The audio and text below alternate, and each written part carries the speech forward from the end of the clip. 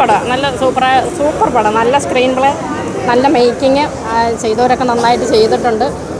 Violence ഉണ്ട്, ത്രില്ലറുണ്ട്, എല്ലാം ഉണ്ട്.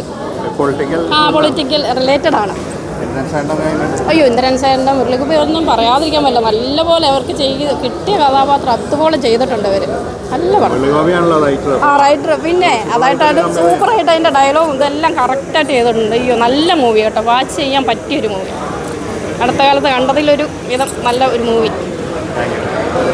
ഒരു മാസ് മൂവി കേട്ടോ. ഒരു ആര്യയുടെ ഒക്കെ വെച്ച് കാർക്കുമല്ലോ. ആര്യയുടെ ഒരു റിവെഞ്ച് ഉണ്ടല്ലോ, ആര്യയുടെ ഒരു റേഞ്ച്, ആ റേഞ്ച് ആര്യ നല്ലപോലെ കാണിച്ചിട്ടുണ്ട്. പിന്നെ നമ്മുടെ മലയാളത്തിലെ അവർ ഇന്ദ്രൻ സേട്ടൻ്റെയൊക്കെ റേഞ്ച് അറിയില്ല, അതൊക്കെ അവർ നല്ലപോലെ ചെയ്തിട്ടുണ്ട്. വിജയരാഘവൻ ഉഗ്രനായിട്ടുണ്ട്, വിജയൻ സാർ ഉഗ്രനായിട്ടുണ്ട്.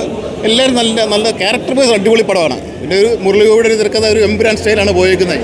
ഒരു അവസാനം നോർത്ത് ഇന്ത്യയിലൊക്കെ പോയൊരു കഥയെ തീർത്തേക്കുന്നത് കേട്ടോ. ആ ഒരു സ്റ്റൈൽ പടം അറിയാം.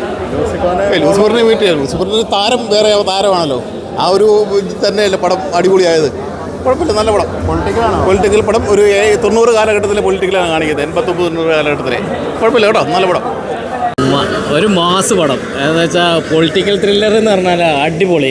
ആര്യയുടെ ഒരു തകർപ്പൻ പെർഫോമൻസ്.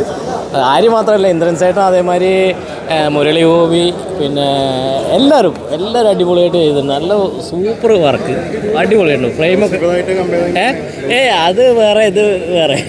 ഇത് ആര്യനൊക്കെ നമ്മൾ മലയാളത്തിൽ നിന്ന് വിട്ടുകൊടുത്ത് തെറ്റായി പോയി. അത്രയും നല്ല പെർഫോമൻസ്, അടിപൊളിയുണ്ട്. പെർഫോമൻസ് കൊണ്ട് ആരും പിന്നിലല്ല, നല്ല അടിപൊളിയുണ്ട്. സെക്കൻഡ് ഹാഫൊക്കെ അടിപൊളിയുണ്ട്. ഒരു